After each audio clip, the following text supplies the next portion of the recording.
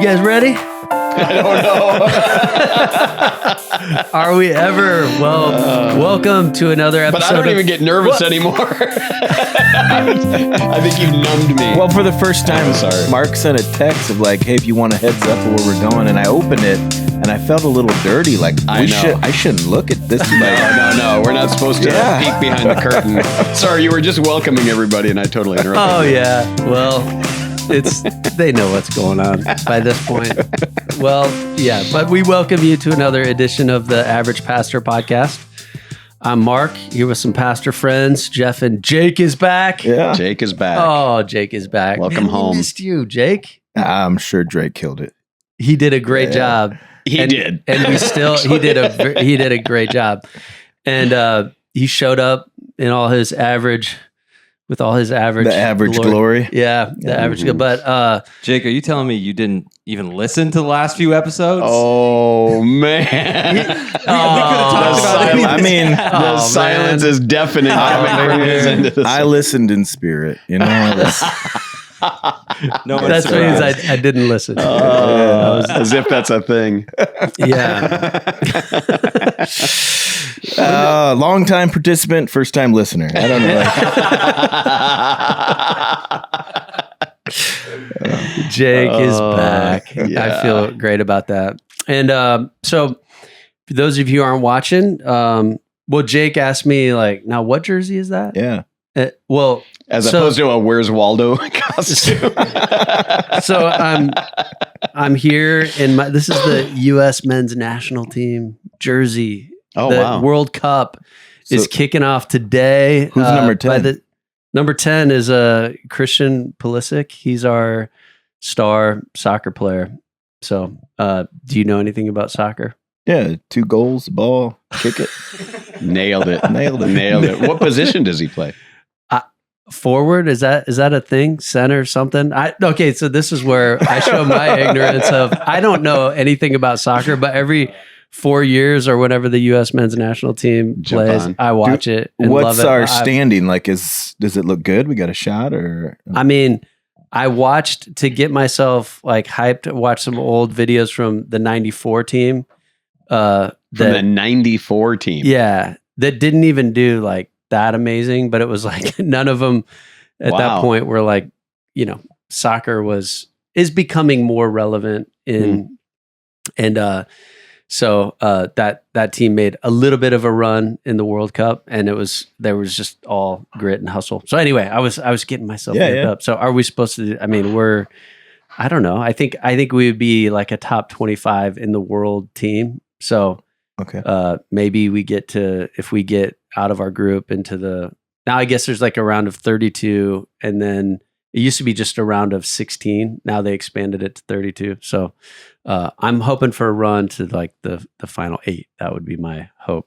That'd be awesome. We need Ryan on this. I was talking to him before he left for Santa Barbara, and he told me that we got a good draw for our group. He was glad about who was in our group. So we're favored to get out of the group stage. Yeah. But then it's like, The thing is, when he was moving out there, I was under the impression that the shared cities for venues were all kind of West Coast, Canada, US, Mexico.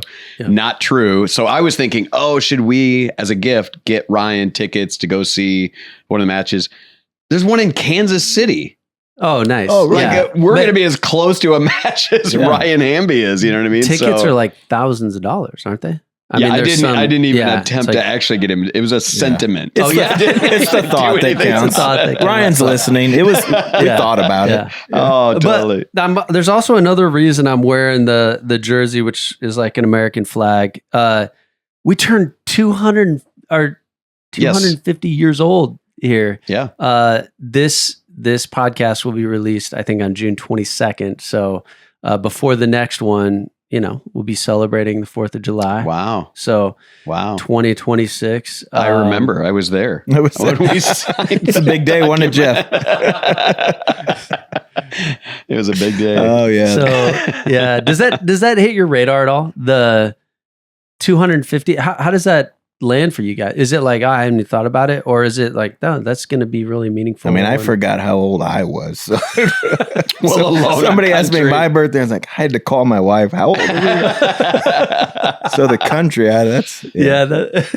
it's funny. I feel like, so this will again date me, but the bicentennial, 1976, it was a big national phenom. I mean, everybody was in. I mean, I had cousins that came up from Florida to visit us one time, and they had this big truck, and they had repainted it in the American flag. And it was wow. All the fire hydrants around many cities, even the big city of Osage, repainted fire hydrants to look like patriots. You know what I mean? Like, yes, Revolutionary War heroes and stuff.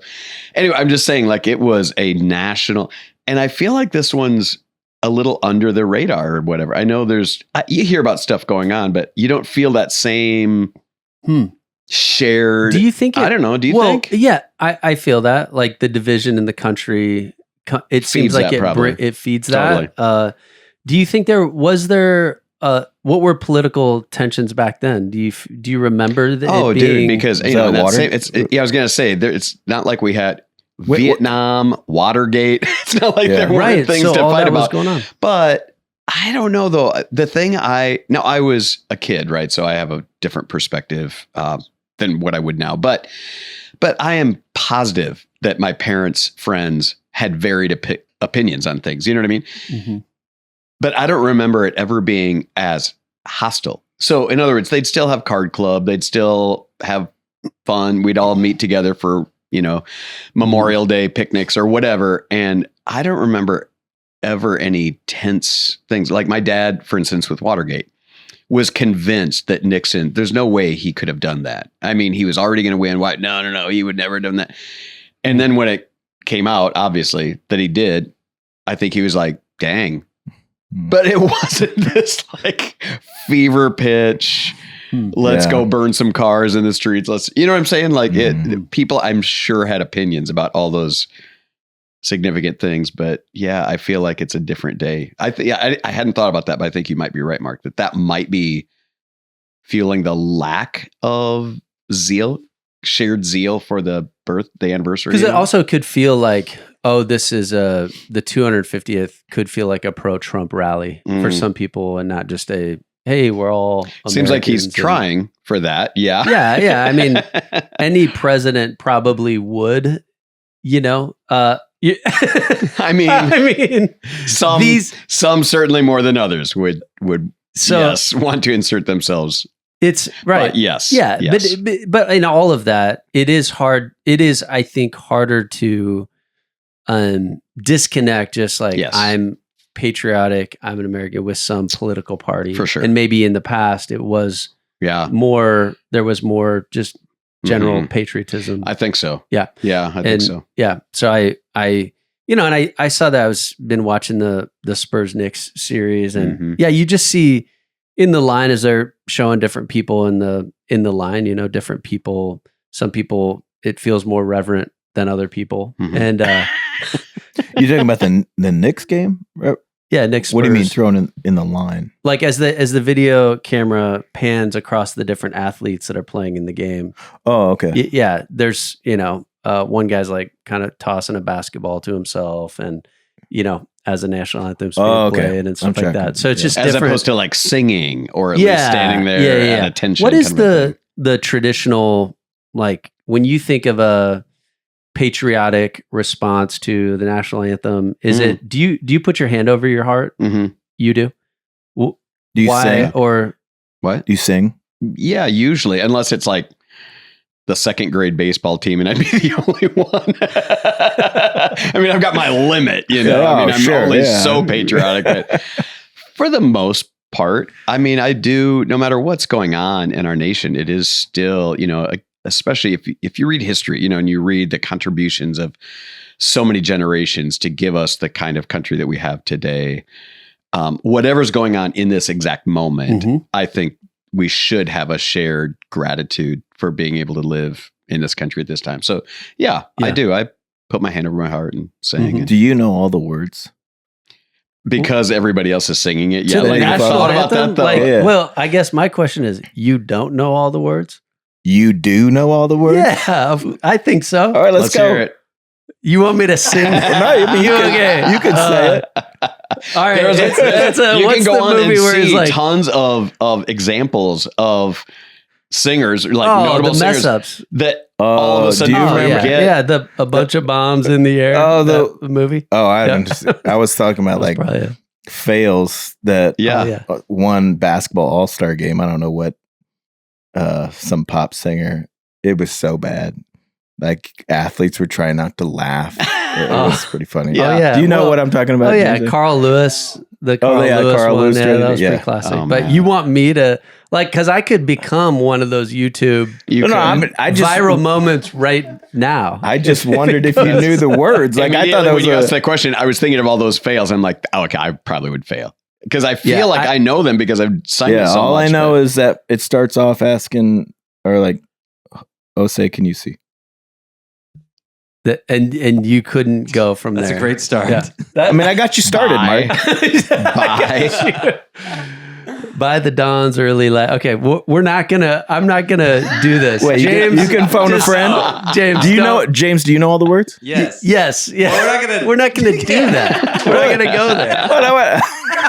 I wasn't gonna go there until you were like, "You don't." I was like, "What?" We'll take a listener Prove poll. it. Who's more weird, Jake or Mark? Yeah. Me More for weird knowing to know all the words Yes. or to not know all the words? I think that's a great poll. Send in your thoughts. Average Yeah. Podcast Yeah. at gmail.com. Okay, I think I know all the words until all of a sudden I'm put on this. Dude, this reminds me, we had our elders and wives night. We had an evening out, hang out, and we played Pictionary, and I'm okay. Oh, dude. I think of myself like I know that I'm not a great artist. I know that, but I think of myself as like I could probably At like least you be could- okay at Pictionary. Mhm. Well, I got my word was broken couch. And I'm supposed to draw a broken couch. And I Oh, start my trying to word. draw a couch. We should Jeff, I took can you pictures. even We should put can them you on. even describe what No, unfolded? actually, I can't because here's what happened. Mark gets up there and he's doing some attempt at a 3-dimensional something. That's all we can figure out is little boxes, cubes, something. And he's like, oh, no. Let me start over. And he would draw the exact same. And literally nobody is saying couch because it has no resemblance. like ice cubes. Right. We're all in there. And then he'd be, oh, no, I got to start over. And he'd raise it and start doing the exact same thing all over again. I mean, I was laughing so hard. I gave up trying to guess. Mitch said it looked like I had created a new optical illusion. Yeah. It was. Did you try to have it like broken in half or something? No, I was he just hadn't even gotten trying the to broken draw part the yet. original, Just a couch. like Just a three, where. Wait. And I was like, and then so Oh, in it was the so elder fun. text thread, they're roasting me the next day, Oh, you know, yeah, and I'm like, for sure. well, you try to do it, No. and what so yeah. So he did. and so I said that, and one of the elders texted back Bobby a Yeah. screenshot of him like drawing it Actually super drawing it. like the most simple. And within like a 6-second little drawing thing, he had a perfect. That's a couch. There's a couch right there. Okay, no. Even funnier though was I have on my phone the picture of what you did draw, and somehow people yelled out Clint Robinson. And it was right. I'm like, okay, that's the more miraculous thing is whatever those amoebas were and everything, somebody figured out Clint Robinson. Oh, like, okay, it was amazing. it's all a miracle. Here's where I'm going. What I was thinking is that anything you think you know, like just turn some lights on, lights, cameras, action. Now do it with a bunch of people watching and a timer. Yes. Going down, a 1-minute timer. Everything just goes blank. Yeah, It's just true. It just everything It's gets true. blurry. Your eyes, you can't see. Your heart rate goes up. The 100%, pressure's yeah. on. You know, so that's where I'm thinking. For me, singing the national anthem right now, I get that you're same going back feeling. to that. No. Like I'm with you. 'Cause something that I if know. everybody's singing, I can sing along. Yes, yeah. You do know the words Yeah. if you're singing along. But Oh man. How did we get from 250th Okay. anniversary? Well, I am on a little. So I was talking to a younger person that I felt some indifference toward America. I felt some. Can I ask, when you say younger, there's a lot like yeah, 20s, okay. you know, just maybe a little indifference where I was like, I'm uncomfortable with your level of indifference toward our nation turning 250 years old. Do you see that as a problem, or do you share my struggle with that, or do you think no, it's not a big deal? Like, is that a problem to you? What do you think, Jake? What do you like? Would you want people to amp it up a little bit, be a little more celebratory about the 250th? I mean, like all things, there's probably two ditches to fall into. Like for the Christian, if it's, you know, country, God, family type of thing, you get that out of order. That's a problem. But then on the other hand, to not care about and appreciate the nation you live in, the sacrifices. I tend to feel like people that are more indifferent maybe haven't traveled a lot too, to see, you know, all the things we have to be thankful for. And to want to see the place you live prosper and to do well, and to so yeah, I think there could be a problem, but I could see two ditches to that. Yeah, I wouldn't want us corporately, like Veritas, Cedar Rapids, Veritas, I wouldn't want us to, our churches, on the 4th of July, just make it all about America. Yeah, you know, raise the flag high. No, because you're right. There's a sense in which, hey, we are primarily citizens of heaven, you know what I mean? And so this would not be the place. So no, not as a professional, I guess, as a pastor. I'm just saying, as an American citizen, I do wish that there was a shared gratitude and honor and, you know, hope for America. And even the values of freedom and totally to be thankful for those things. Yeah, you would want. I felt like there's been a lack of just civics and understanding our country. Yeah. And I think that's where I came across a couple quotes on this. It just made me think about thankful for freedom. This was a George Orwell quote. He said, "If liberty means anything at all, it means the right to tell people what they do not want to hear." And I thought about how grateful I am for living in a country where you can speak your mind, the freedom of the press, you know, the Bill of Rights, the Constitution is that the foundation here of, you know, liberty, having the freedom to speak openly. I, you know, have traveled some different countries where that's not the case. Yeah. And people live in fear. Remember when we were in Morocco, I was having tea with one of the dudes that we got to hang with quite a bit. And at one point I said, "So what do you think of the king?" And he looked at me, not offended at all, but just kind of quizzically, like, "The king?" And I said, yeah. I mean, what do you think of the king? He's like, I've never even thought about that question. You know what I mean? Like, there's just this kind of seated, I guess, loyalty or whatever to the king. And the idea that you could even have an opinion about the king, the king just is, you know what I mean? You know, that kind of thing where we take for granted, you know, like living in a republic, you know, in a democracy where we actually have those opinions, can voice those opinions. I don't like our king or whatever. You know what I mean? That just never even occurred to him that you could. Do you think prosperity fuels lack of gratitude? Like when you live, you're so separated from the fight for some of the things that we have that we begin to take them for granted. And when you take them for granted, you lose gratitude. Oh yeah, totally. Yeah. And I think that sometimes when there's a common enemy invading your country, I know that like September 11th, there was a ton of patriotism, people jumping into the military. And, I don't know that we've seen that for a while. Right. You know, and when I was growing up, it was, communism. You have this rally of. And the greatest generation is now, I mean, almost died gone. off. Yeah. Passing on. And I get very sentimental about into the war history and just, so I think I love history and reading about it. One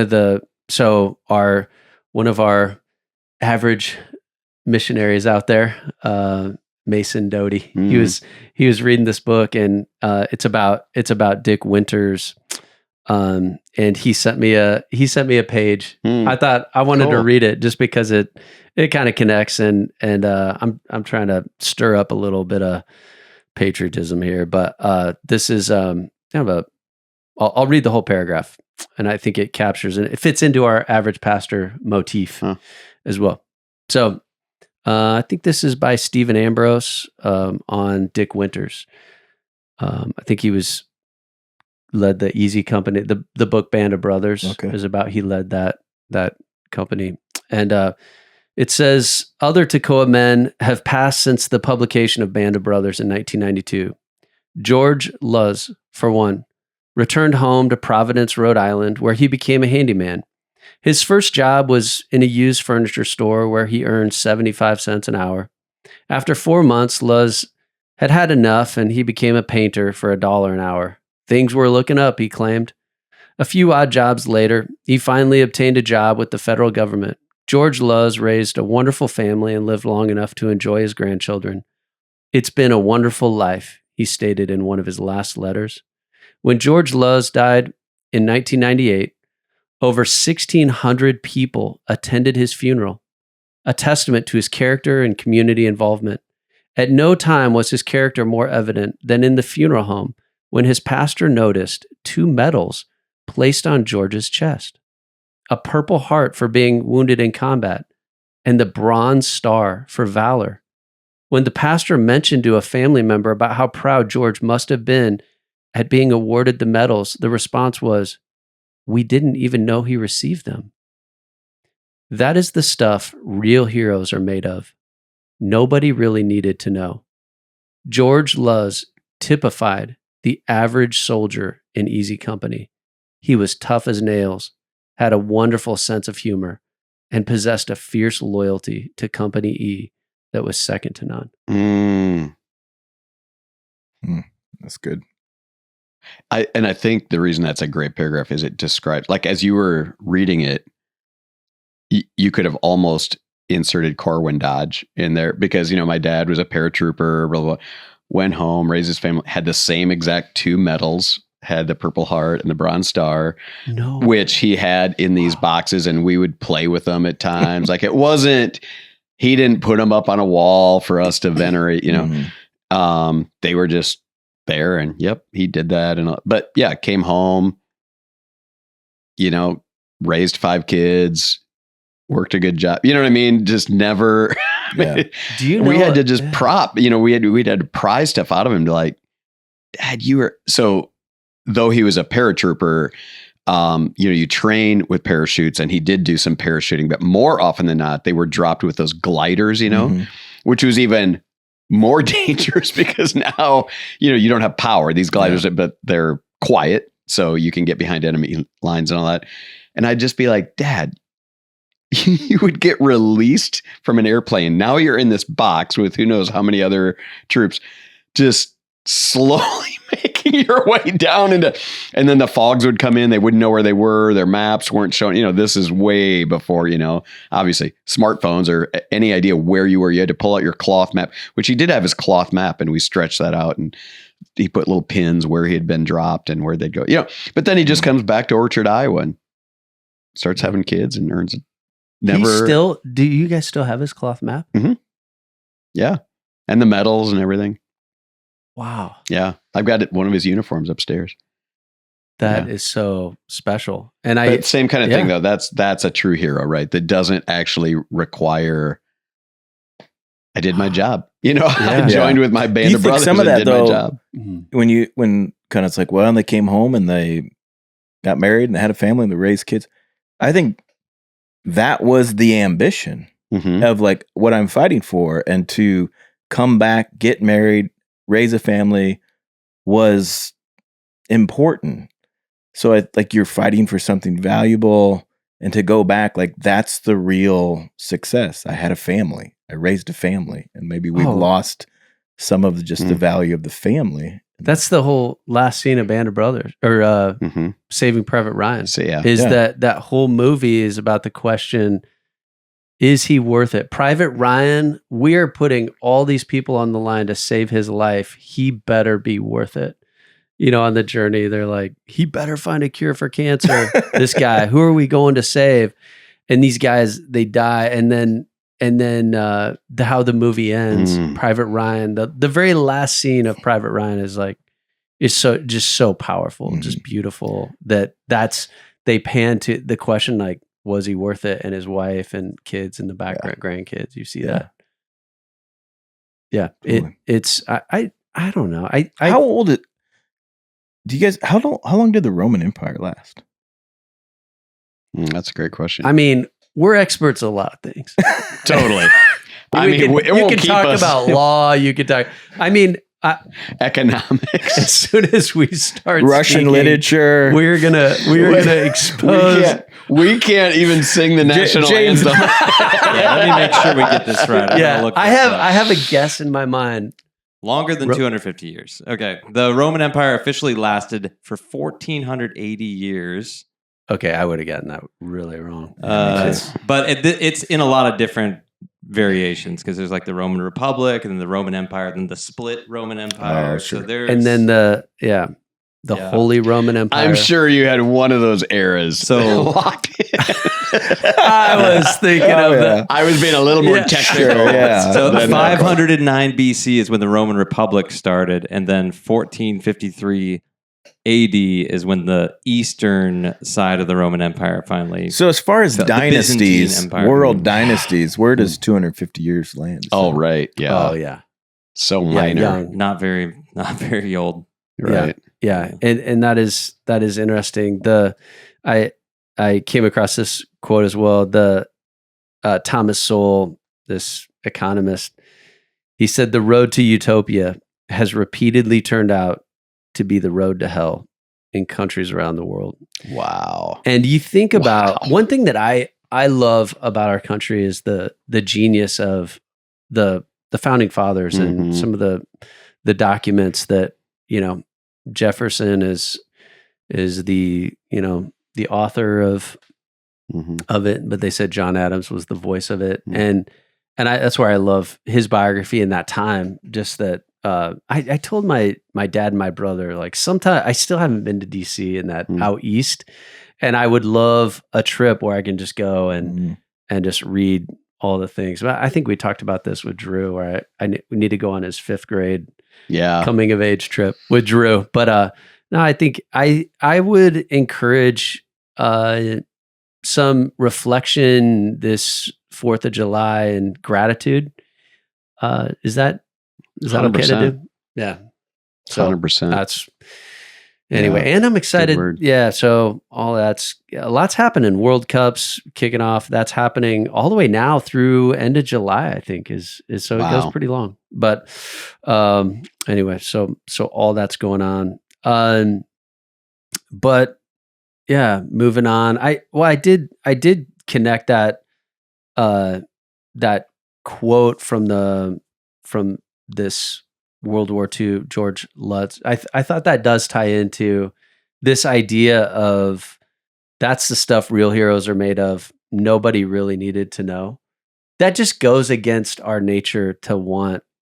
I can guarantee if I had those 2 medals, people would know it. Work that into an illustration. Let me tell you about the time. People are like, okay, here goes the Purple Heart story. Oh, what's this? Oh, look at that. There's my bronze star. How'd that Don't get we in there? all Yeah. It reminds me of like when Paul's talking about, I know a guy who got caught up, to the 3rd heaven. And he's like talking about himself, but he's so doesn't want. There's a sense of like, if I got caught up to the third heaven, we're talking about that every Sunday. Guess what happened to me? Average pastor episode. I know, but he's like, Jake. Didn't even want to like kind of reveal that it's him. There's like, I know a guy.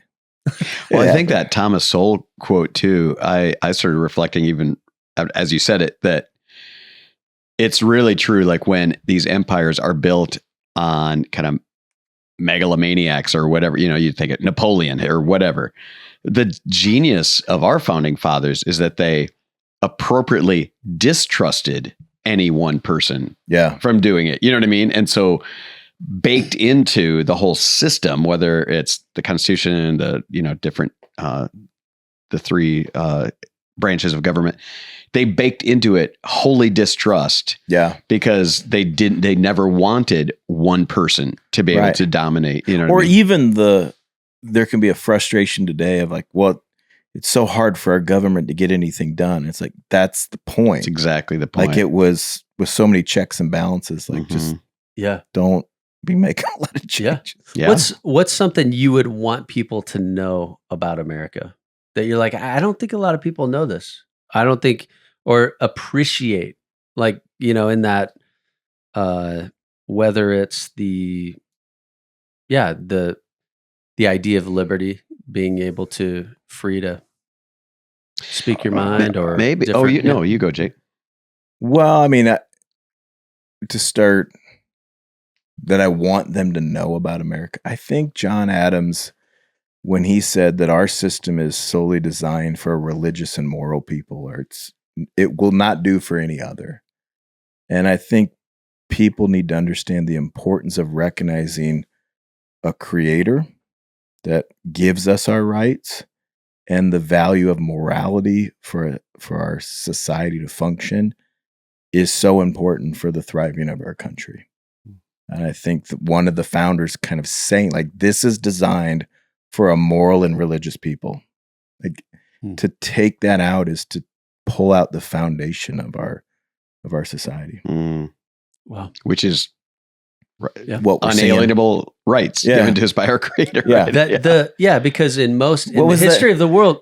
Well, I'm just saying, recently in a Congress thing, a congressman was like saying, so you're trying to tell me that God gives us our rights? Where do you get that idea? And the guy's like, our Constitution. Like, but when you see a secularization, because that is where it goes. That's what separated America. The idea of America was that the rights in most civilizations, the rights are given to the people by the king. Like you don't, and you have rights that I don't know what senator it was, but it's been public of they're saying God doesn't give rights, governments give rights. Well, that worldview undermines our system completely. Oh yeah. Yeah. That's the whole American experiment is this. And that's where, Ben Sass, great book, The Vanishing American Adult, and Them is this Them is right behind you, actually. Sweet. And we've talked about this before on this podcast, but I do think it's important that America is not just a bloodline. It's an idea that we were given these rights, and we essentially give government. Like we agree and assent to this government that, okay, but government has its own limits on what rights it can exert over the people. Right. So I think for me, the thing I'd maybe want people to know if they don't, is that, again, kind of baked into the system, the branch that was supposed to be, I'm going to use air quotes around powerful, but the most powerful was actually the judiciary, because, and this is where, if you're a true conservative, this is where you would hope the system still stands, in the sense of, because they had their foot on the brake. They were the ones that were constantly going back to the documents to say, wait, whether it was president or legislators, Congress, whatever. Oh, actually, you're exceeding the bounds of our founding documents, right? So they were actually, and we don't think about that. Normally we think of this odd little group of, robed people that sit there, and they seem to pale compared to, you know what I mean? The other two branches, but they were actually supposed to be kind of the most powerful in that sense, which is why they didn't have terms. That's why they weren't elected in the same way that other officials are and everything else, because they were kind of to stand apart and be experts in law so that the other two branches didn't go crazy and exceed their powers. This is a story that maybe is a segue into just church life and what God's doing, but it does connect to this conversation. So, Jake, Jeff knows the story. Got to tell you this, but it's one of the coolest stories.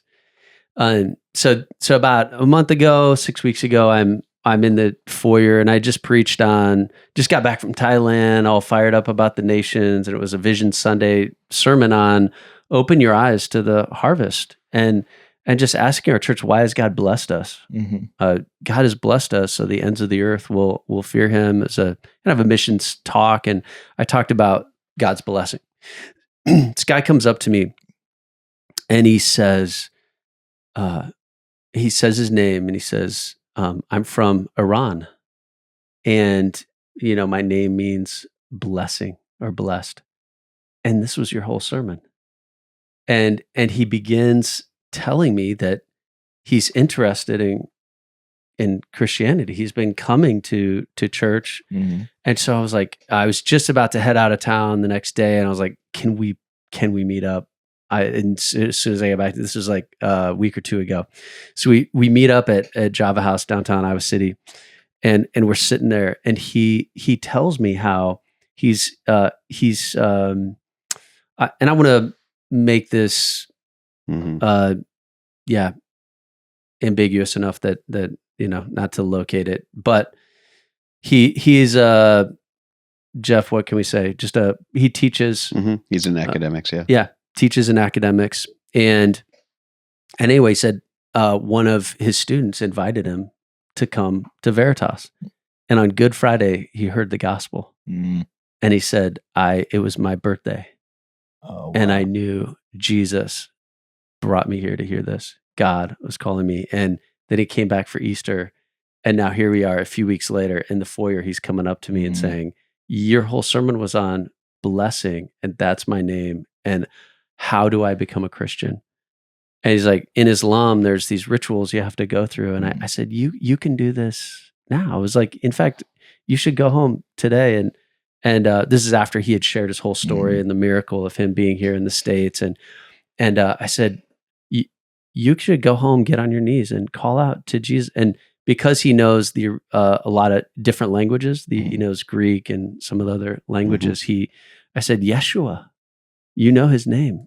It means God is salvation. Just say his name. And he said, I will do this at Veritas. And I was like, well, what do you mean? He's like, well, that's where it all happened. That's where it all started for me. And I said, let's go now. We're not waiting till Sunday. Like, jump in the car. And I was already 15 minutes late for a lunch meeting with Dale, one of our elders. And so I run into 30 Hop, and I'm like, Dale's sitting there with his tea. I'm like, Dale, jump in the car. We're going. And so Dale jumps in the car, and we hear the story. And on the way there, Dale immediately just starts sharing gospel, verses, and Romans 10, 9, and 10. If we if we believe in our heart, Jesus is Lord, confess with our mouth, you will be saved. And Ephesians 2, 8, 9, he's going through the gospel. And we said to this guy, well, if you become a Christian, what will happen? He said, well, they will kill me. And we said, well, are you sure you want to become a Christian? And he said, Jesus is the truth. And didn't he say, you must take up your cross and follow me if you want to follow? He said, I've already died. Yes, I have to follow Jesus. He's different from all these other religions that I've studied. I know when I open my Bible, he speaks to me. And so we went into Veritas, got up on the stage. He said, there was a big cross here on Good Friday. And so we stood up where the cross was, and he poured out the most beautiful prayer to Jesus, and it was amazing. We the text that I'm getting afterwards, I feel like I just watched Saul of Tarsus come to know Jesus.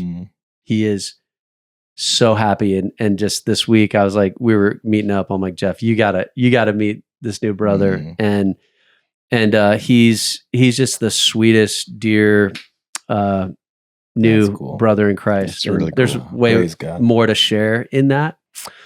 We did get into. I was just asking him questions about Iran, about his home country, and it really is sad that he said, there's 90 million people in my country, and 80 to 90% of them are just grieved over the direction and just that few percent that did take over 1979. I think so. And what is happening there, and getting into some of the politics of it. And he contrasted it with the U.S., but getting into, I'm like, how did that happen, and why isn't there more? And he, it's like, in the I guess, was it 40,000 people were just killed, 40,000 protesters in Iran just here in January or February, I think it. And so anyway, I just hearing that, I mean, it added to he loves being here. Obviously, this is a free place for him. But interestingly, he didn't, unless coaxed, unless prodded, he didn't like throw down on his home country, nor he didn't. No, you know what I mean? And so that's also a little bit telling. You know what I mean? Like the discussions he wanted to have were very much apolitical. He wanted to keep talking about Jesus, and even though you're talking about a regime that is the focus of the world, you know what I mean, of despotism and evil things against humanity, and yet he really didn't go on and on about that. You know what I mean? It was more the journey of, and it actually earlier, Jake, it kind of reminds me back when you gave the caution about the ditches of, well, don't be too excited about our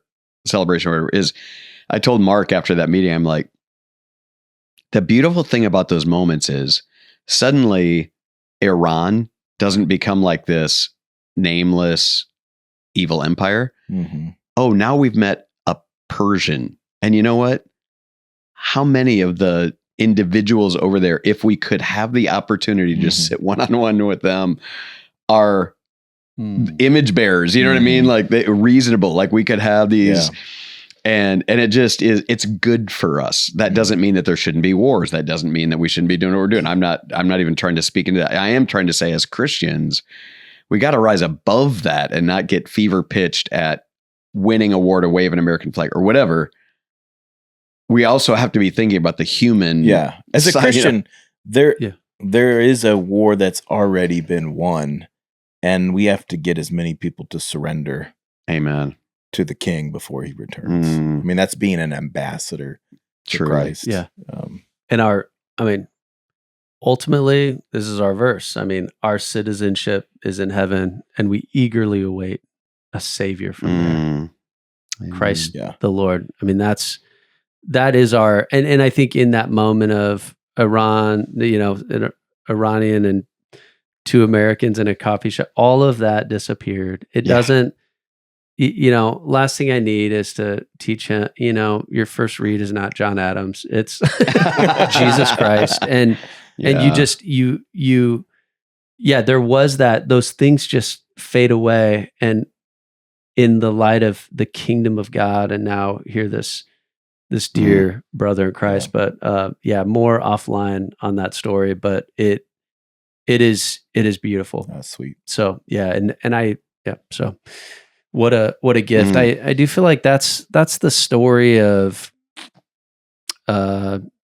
you feel that in ministry in your life, that some of the coolest stories, there was nothing, we didn't go out seeking that. It was just how Jesus puts those things in your path, and just feels like such a divine, beautiful. And just praying that God keeps building his church in those marvelous ways that, we say this a lot, but I want to really believe it and mean it, that Lord, we don't know who you're bringing through those doors. Mhm. Every given Sunday, it's some random spectrum of people, and what has drawn them in? What story have they been living? How does your powerful word, this particular passage today, to impact people? And Lord, let me lose myself behind the power of this passage. I don't want to be thinking about how I structured this thing. Did I get the right? No, I want to be thinking, how can we let loose your word? Yeah. So that whoever that is, God's, because it's like, it's not a call to passivity, but it is a call to understand Christ will build his church. And are we open to the people he's bringing in the direction he's taken? And, or is it like, I'm building this. This is the direction. This is the plan, the process. That is a great segue to this conversation about something I'm thinking about, something I'm agitated about, actually. Another agitation. Yeah, another rant. You can rant. I'll let you serve this up to you, Jake and Jeff. But yeah, just hearing different, pastors talk about recently where it's not just about faithfulness, it's about fruitfulness. Like pastoral ministry is about fruitfulness. Like anyone can and should be faithful. But the key is fruitfulness. That's what we're aiming for. Like faithfulness is expected, but fruitfulness. And by fruitfulness. Yeah, that's what. Because numbers. Fruitfulness is people coming to Christ, growing your church. So not planting necessarily churches, seeing growth of the fruit of the Spirit in your life. No, I think it's more in measurable, like the metrics of ministry and the expansion of and growth of your church. And it raised this question to me after I hear stuff like that, and a lot, there's a lot more where that came from. But me just thinking about the question, what is a pastor? We even this is called the Average Pastor Podcast. Like, well, we talk all the time about what is average. Why do we aspire to that? That's a thing. But the pastor part, it did have me come back and what are we doing? What is this? And maybe are there some assumptions that things we do that just we slide into, and how would you, because it felt like when I hear a statement like that, I'm like, I don't know if that's when you hear a what a statement pastor like, is. Well, what's the statement? It's not faithfulness, it's fruitfulness. A statement like that. Or it's both faithfulness and fruitfulness. Is somebody arguing not to be faithful? No, it's an argument for faithfulness. Okay, faithfulness but that's assumed. The key as a pastor is fruitfulness. Yeah, that's the part where you've got to. Isaiah sucked then. So there's a hot take. So can that be the title of this episode, Isaiah James? Sucked. Well, it's like he gets his ministry orders and like, oh, nobody's going to listen. And he's like, then he asked, how long? Just go do it. Yep. Jeremiah, like this. If that's the metrics of success, then there's some explaining to do with some Old Testament prophets. So as part of my reflecting on the question, what is a pastor? I went back and read The Pastor by Eugene Peterson and pulled out some quotes. What were you going to say for you? Well, I mean, you're not going to hear well done, good and fruitful servant. Wow. You're going to hear well done, good and faithful servant. Wow. Yes. Right. And I feel that when you make it. Now, there is a sense of what'd you do with what I gave? I gave you these talents. What did you do with them? Right. But even then, the difference isn't. So that passage, along with the sower and the seed, every time the gospel writer gets to the end and says, of the one that bears fruit, it's 30, 60, 100. But then the next time it's 80, 60, 20. And they use different numbers and in different orders because it doesn't matter. That it's not a measure actually of how much fruit that gets minimized intentionally. And it's the faithfulness part, not the numerical fruit that's born, but the faithfulness to do the task you've been called to. This is. I keep interrupting. Go. No, I want you to. What were you gonna say? I just was reading. Ignatius of Antioch was getting taken to Rome in chains, and he writes a letter to the Christians in Rome, telling them, "Don't try to stop my death. Like, I'm going to be martyred." And in his letter, he says, Christianity is at its best when we're most hated by the world. And it's like, would you say he had a bad ministry? He was faithful unto death. Now, you could say the church, the blood of the martyrs really... Wait, Jake, didn't you literally have a celebrity pastor tell you need to put on a green jersey? Because we need to, you need to be protected. Can you share that story just while we're on this topic? Nobody really listens to this podcast yet. You don't need to tell who you were talking to, but someone who's a big deal was trying to help me understand that I'm a big deal. Man, I would have loved to have been there. That would have been so fun. Yeah.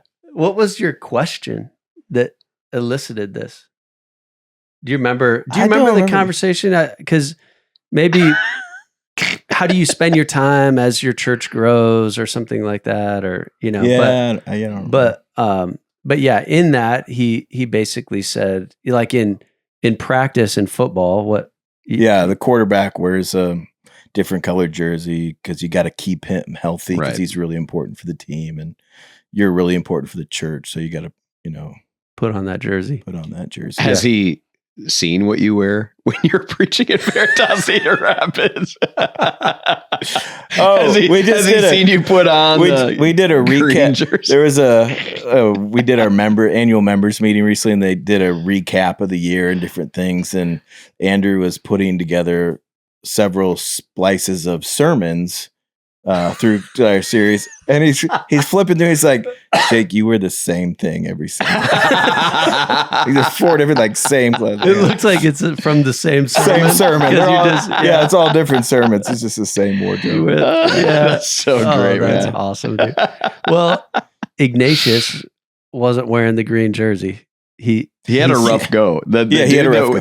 The way that we just are grateful for the way that he helped crystallize and vigorously defend the divinity of Jesus Christ and everything. And yet this guy that we stand on his shoulders to this day in his mortal life had a very rough go. But I think the weight in ministry, you have to be fruitful. And if you're not fruitful, you're not a good pastor or you failed in ministry.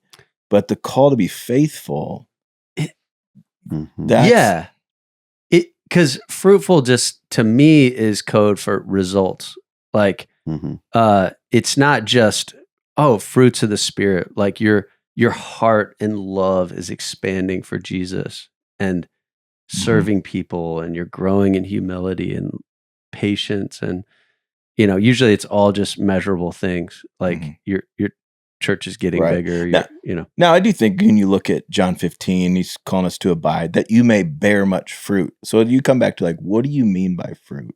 I do think we should be fruitful, but fruitful doesn't mean growth and success and whatever the world defines as success. What do you think respond to these quotes from The Pastor by Eugene Peterson? He says, the role of pastor has been replaced with religious entrepreneurs with business plans. I wonder if at the root of the defection is a cultural assumption that all leaders are people who get things done and make things happen. That is certainly true of the cultural leadership models that seep into the awareness from the culture. Politicians, businessmen, advertisers, publishers, celebrities, and athletes. But while being a pastor certainly has some of these components, the pervasive element in our 2,000-year pastoral tradition is not someone who gets things done, but rather the person placed in the community to pay attention and call attention to what is going on right now between men and women, with one another, and with God. This kingdom of God that is primarily local, relentlessly personal, and prayerful without ceasing. How's that land for you? What sticks that's out? Dumb.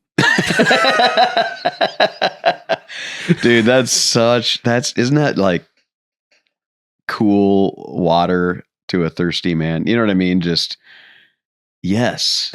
That's not what we're taught. That's right. not right. Do you think, like, as you've watched maybe the pastoral track or vision change over the years,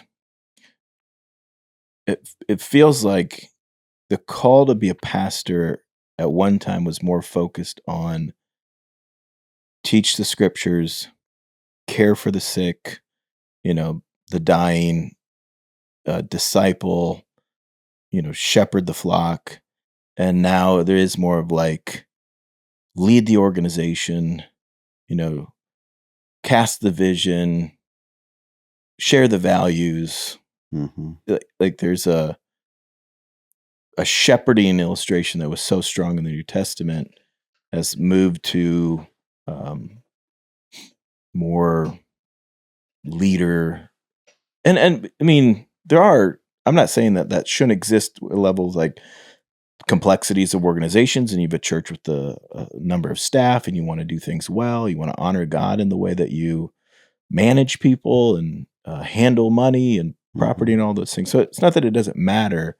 I think my concern is, whereas different people can bring their gifts to the church to serve it well, the main call of the pastor is to shepherd the flock, to teach and guard doctrine, which is kind of lost.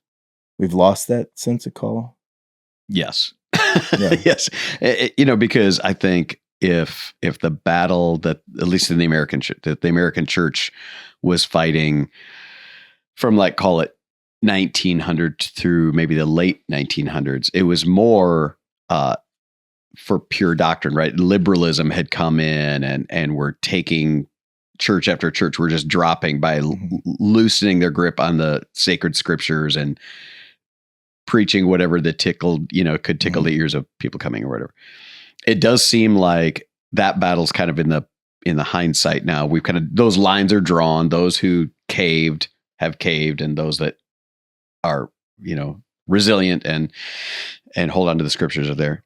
So now it seems like the new battlefront is pragmatism, that what you're talking about, the showmanship, the success, just the utilitarianism, and which again, though, in a sneaky way, causes churches and pastors to let go of the sacred scriptures because that's all of a sudden not the North Star they're pointing at. You know what I mean? Now they're pointing at, how can I fill these chairs and how can I fill this room? So like Paul's speech to the Ephesian elders in Acts 20, where he's like, preach the whole counsel of God. Don't back down from that. And watch out for wolves. So you got to guard that are coming in with lies. So you got to proclaim the truth. You got to confront lies. If that's not there in the pastor, and yet the pastor is a very gifted communicator, very gifted leader, the church is very vulnerable, because I think what's worse than somebody who knows the scriptures but's a bad communicator is somebody who doesn't know the scriptures and is a good communicator. Wow. And now you're like, those crafty lies kind of found their way in.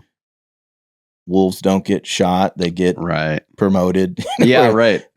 So your flock loses its shepherd. It's got It's got a charismatic dangerous leader. It's a dangerous, vulnerable place to be. Yeah. We were at a place with our staff, and this where we were, they had a Bible, and it was like just called the John Maxwell Bible, like the leadership guru. Oh, yeah. And it has like, it's got the Bible, but it's got like notes, like notes at the bottom, and so we're going through 2 Peter, and one of our staff was using it as their Bible. They just had it open. They were reading it. It's like, and it's got this thing under 2 Peter 1:5-11, the virtues, and it says, the law of process, leadership begins with 8 characteristics. Peter gives us a ladder to climb that leads to maturity, demonstrating that he believed in the law of process. Spiritual leadership happens daily, not in a day. Peter selects choice words to describe the sequence of our process. We're to diligently add, and he goes through like faith, virtue, knowledge, self-control, the ability to lead oneself before leading others. And he's got some, they're all, it's a good tip of the day. Like if you have a study Bible, inspiration ends at the line, like. Yeah, true that. I just laugh because it's, you put the whole scriptures through the filter of like Peter believed in the law of process. I think is that kind of what you're talking about, Jake? Just when you don't really you have to be careful with how you handle the scriptures, because famous people can take the Bible and slap their name on it, but I also think we need to recapture a vision for pastoral ministry, because if young people want to go into ministry and what they see is, I got to work with my friends, this is fun, flexible hours, going out to eat, vision casting, entrepreneur, and you get in and it's like, all right, are you going to take the 2 a.m. phone call to go to the hospital? Because that's not a part of that vision. Are you going to cry with the family that just lost their child? Or, do you have a shepherd's heart into the ministry? And if it's sometimes even in recruitment, there's we got to go after the best and what's the most talented. But Jesus had terrible recruitment strategy, because people that wanted to follow him, he was like, no, think it over. Are you ready to die? Will you take your cross? Will you die? Like, do you sure you want in on this? And I think people going into ministry to cast a more sobering reality of ministry, and to feel like, hey, are you about the glory of God and the care of people? And then you can enjoy some of the other side things of ministry. Totally. But if you're going into it because of these things, you're not going to last, or you shouldn't last. And you want the flock to know that they are, we just got done going through Romans 8, and that whole beautiful doctrine of adoption is tucked right in the middle of that just glorious chapter, and he's gone through a lot of things about like justification, like the legal standing, but he kind of culminates crescendos with this glorious doctrine of adoption, which should tell us something, that God's church, God's community should be familial. Like we cry out, Abba, Father. And so that the way we, relate to God should be the way we relate to each other. Like it should be consistent with that glorious, familial language. And so if people instead start sniffing the air at the church and feel like, wait, are we pawns, or are we like Lego pieces just being built into a structure that can bring glory to that leader? Am I just filling a seat so they can spike some numbers? Right. As opposed to son and daughter of God who's now part of a family, and they're known and they're cared for and they're loved, and you know what I mean? And I think the paradox in that, though, is like when you prioritize faithfulness, I think you have a better expression of fruitfulness. But if you prioritize fruitfulness, you're likely to compromise faithfulness. So it's not that both don't That's really true. matter. It's which one is driving it. Yeah. If I'm driven by faithfulness, I think we'll see fruitfulness. If I'm driven by fruitfulness, I'm likely to compromise faithfulness, because the ultimate goal is not that I'm faithful, but that I'm fruitful. So I'll cut some corners and I'll make some compromises, because that's what I need to be. Wow. So I think it's just which one's the priority. Wow. And you're going to get Samuel coming along and say, what is that lowing of cattle? To obey is better than sacrifice. Yeah. That's, our Luke 17 is our passage this week. And it's just this is so beautiful. Jesus says, this is Luke 17 here. Which one of you, having a servant tending sheep or plowing, will say to him when he comes in from the field, come at once and sit down to eat? Instead, will he not tell him, prepare something for me to eat, get ready and serve me while I eat and drink? Later you can eat and drink. Does he thank that servant because he did what he was commanded? In the same way, when you have done all that you were commanded, you should say, we are worthless servants. We've only done our duty. When you have done all that you were commanded, if your focus is fruitfulness, you might do some of what you were commanded and some of what you wanted to do to get the results sometimes what Jesus commands is take off that jersey because I have a bigger thing I want to do. And you might be Ignatius, you might be Isaiah, you might be, I came across this Drake Epkiss, who was on last podcast. He asked his leaders to fill out kind of an end of the year, I guess, questionnaire just on how they're doing. But what is one thing the Lord has been teaching you in the past semester? And one of our volunteers, Kate Murphy, they're new to.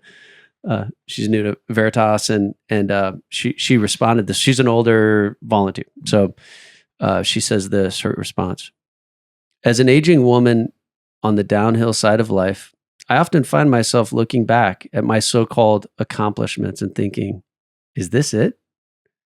This is all I have to show for my life? No big awards, no thrilling adventures, not much wealth or great success." No major achievements or recognition.